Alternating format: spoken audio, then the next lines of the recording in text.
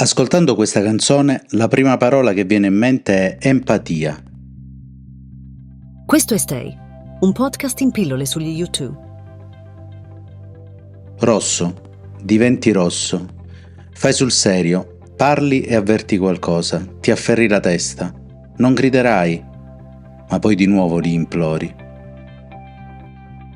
Nel primo album, gli U2 cercano di mostrare non tanto la parte spensierata della propria vita, quanto quella più seria, quella più impegnata.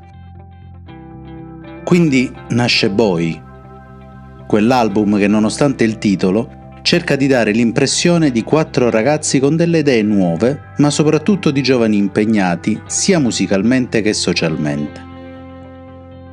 Testi e musica non sono affidati al caso, ma a questa loro voglia di comunicare qualcosa di innovativo.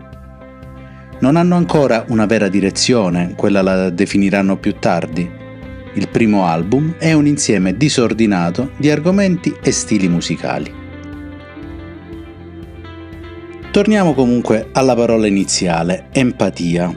Quindi, cosa significa empatizzare con qualcuno? In maniera molto semplice, potremmo dire che significa mettersi nella condizione di provare quello che prova anche l'altro. Non siamo tutti psicanalisti, quindi cerchiamo di immedesimarci con gli strumenti che abbiamo.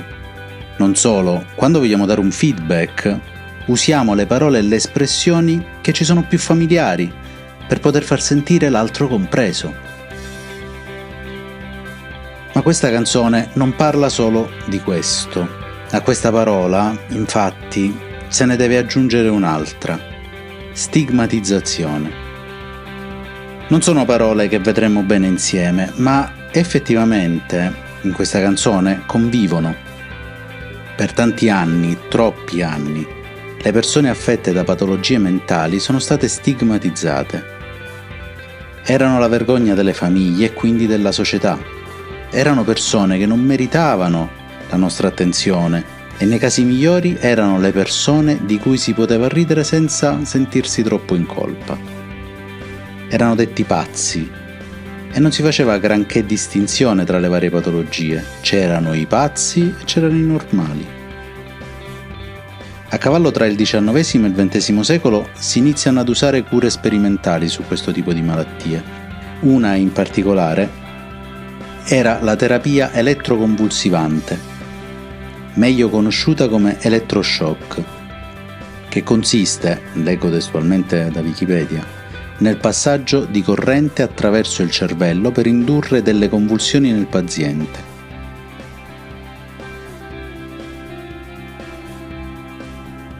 I 4 di Dublino avevano un amico che doveva sottoporsi regolarmente a questa cura.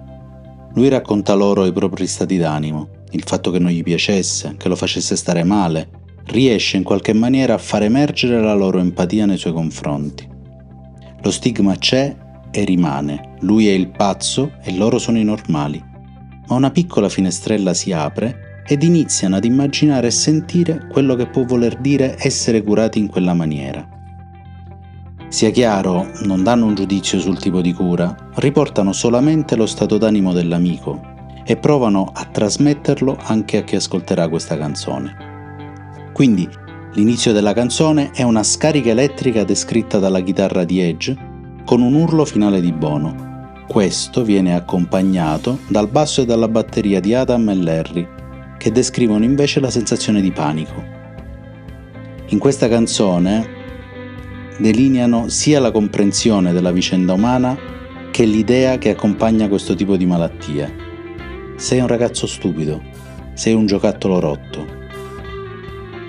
Durante l'esecuzione dal vivo di questa canzone descrivono anche l'attesa della cura, con un'introduzione che chiamano cry, piangere, poche parole e poche note che ci fanno entrare in quella sala con quel ragazzo.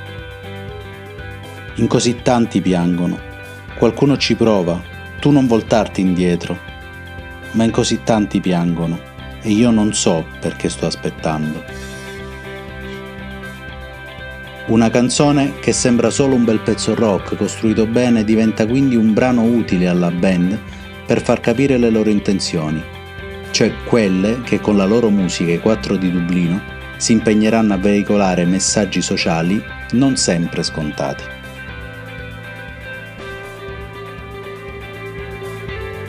Stay. Ogni domenica alle 13.